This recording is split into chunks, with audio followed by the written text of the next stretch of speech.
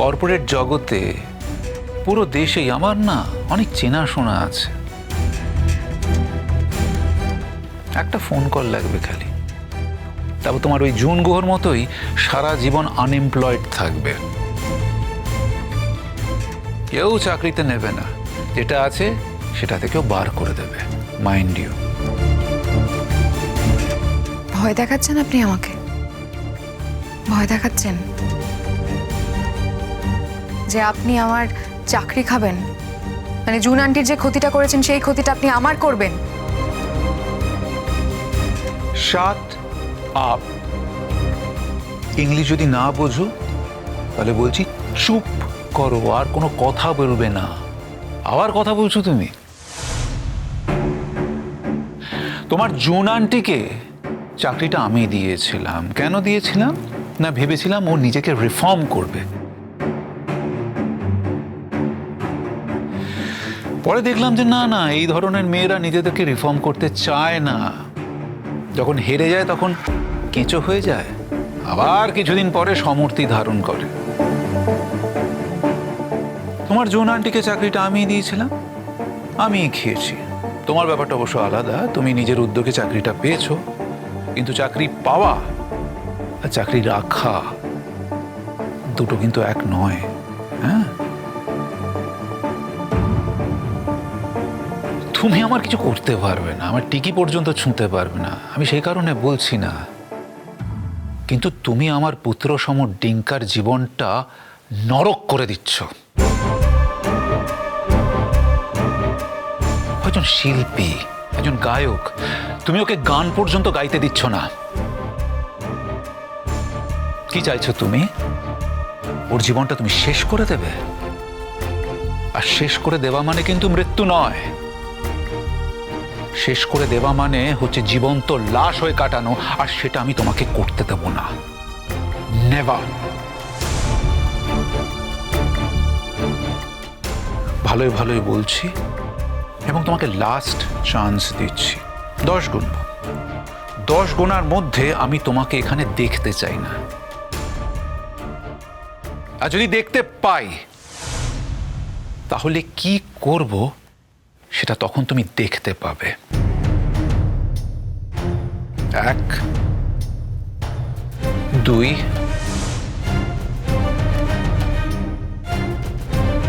3, 4। ঠিক আছে, আপনি আমাকে পাঠিয়ে দিচ্ছেন, আমি চলে যাচ্ছি। তো ও কোথায় যাবে? ওকে তো সেই বাড়িতেই আসতে হবে। আমি বাড়িতে তোমার জন্য ওয়েট করছি প্রত্যুষ। আমিও দেখবো ও সেখানে আপনি ওকে কি করে বাঁচান আমার হাত থেকে। আমার হাজব্যান্ড তার এক্স গার্লফ্রেন্ডের বাড়িতে অ্যাপয়েন্টমেন্ট করবে আমাকে না জানিয়ে।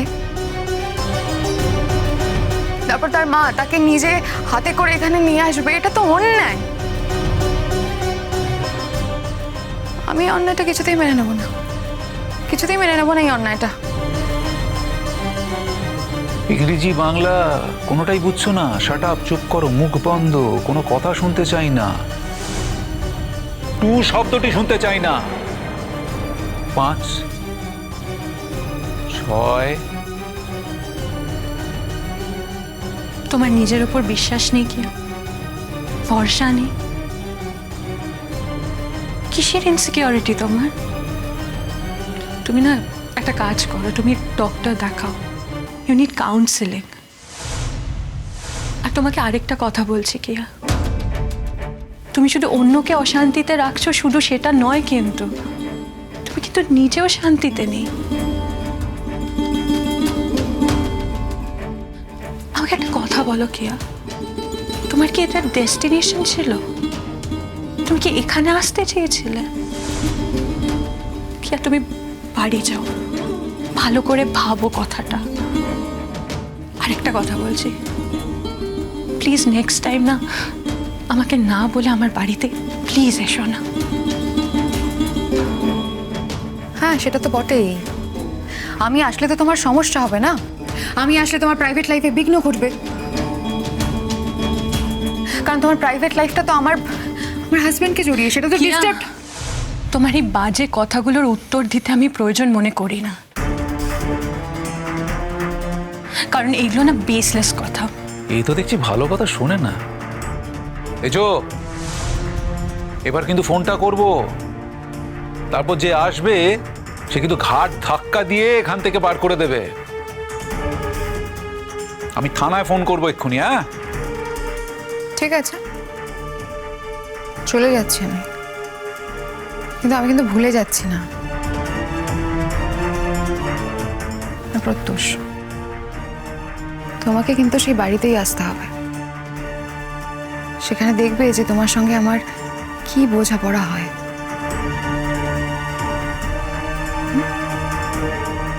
তোমার সাথে আমার সমস্ত বোঝাপড়া শেষ, কিয়া। আজ থেকে তোমার আর আমার রাস্তাটা সম্পূর্ণ আলাদা, এবং সেটা খুব তাড়াতাড়ি তুমি বুঝতে পারবে, হয়তো আজ থেকে। প্লিজ।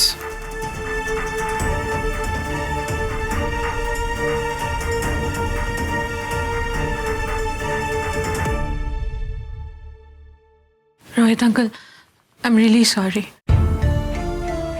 এরকম একটা সিচুয়েশন আপনাকে আসতে হলো। না না, তুমি কেন ক্ষমা চাইছো? এগুলো তো তোমার হাতে কিছু নেই।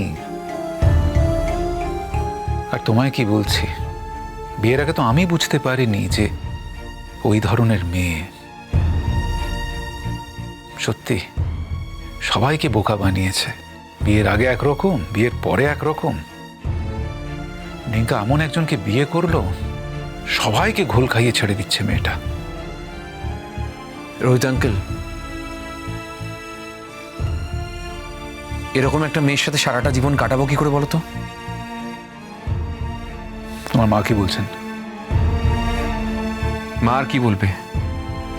মা বলছে কিয়া তো চায় আমার সাথে আলাদা থাকতে, আমারও সেটাই করা উচিত। তাতে যদি আমাদের পরিবারে শান্তি বজায় থাকে। হ্যাঁ, তোমার মার পক্ষে এই কথাটা বলাই স্বাভাবিক। আমি অন্য কি বলতে পারতাম রোহিতদা? আচ্ছা, তোমার অশান্তি হচ্ছে বলে তুমি নিজের ছেলেকে ওই মেয়েটার হাতে তুলে দেবে? মাঝে মাঝে আমার কি মনে হয় জানো শ্রীময়ী, মনে হয় যে তুমি ভীষণ স্বার্থপর। আমার সম্পর্কে আপনার ধারণা এত দ্রুত পাল্টে যাবে এটা বোধহয় আপনি নিজেও বুঝতে পারেননি। আপনি সবসময় বলেন না আপনি খুব ভালো মানুষ চেনেন, আমার ক্ষেত্রে কিন্তু সেটা ঘটলো না। আপনার ধারণা ছিল না যে আমার মতন উদার নিঃস্বার্থ মানুষ পৃথিবীতে দুটো নেই। এখন দেখছেন তো আপনার ধারণা সম্পূর্ণ উল্টো হয়ে গেছে। এক্স্যাক্টলি, আমারও বোধহয় চিন্তা ভুল হয়েছে। যাক, এখন তো চিনে গেছেন, আর কোনো চিন্তা নেই তাহলে। কথা বলতে বাধ্য হচ্ছি শ্রীময়ী, যদি সত্যি তুমি তোমার ছেলের মঙ্গল চাইতে না, তাহলে তুমি অন্তত এই অ্যাডভাইসটা ওকে দিতে না। তোমার কি মনে হয় ডিঙ্কা যদি আলাদা করে কিয়ার সাথে সংসার পাতে তাহলে ও সুখী থাকবে? ওই মেয়ে ওকে সুখে থাকতে দেবে? তোমার কি মনে হয়? প্রবলেমটা কি জানো তো, ওই মেয়েটা তোমার সম্বন্ধে কি ভাবছে, কি বলছে, সেটা তোমার কাছে প্রায়োরিটি। ওই মেয়েটার তোমার সম্বন্ধে কি ইমপ্রেশন হচ্ছে, সেটা তোমার কাছে প্রায়োরিটি, তোমার ছেলের ভালো থাকাটা নয়। একদম ঠিক বলেছেন। আপনার চোখ দিয়ে না আমি নিজেকে নতুন করে চিনছি। সত্যিই তো, আমি তো নিজের স্বার্থ ছাড়া আর কিচ্ছু বুঝি না। আমার সম্পর্কে অন্যদের ধারণা কি হবে, অন্যের চোখে আমি কি হব, সেটা ছাড়া আমি আর কিচ্ছু ভাবি না। সত্যিই তো ভাবো না, নাহলে বলতে পারতে ছেলেটাকে ওর ওই মেয়েটার সাথে গিয়ে সংসার করতে। তোমার মুখে যেটা আসে না সেটা মনের কথা নয়, আর মনের যে কথাটা সেটা কোনোদিন মুখে আসে না। এটাকে হিপোক্রেসি বলে, জানো তো? অর্থাৎ তুমি একজন হিপোক্রিট।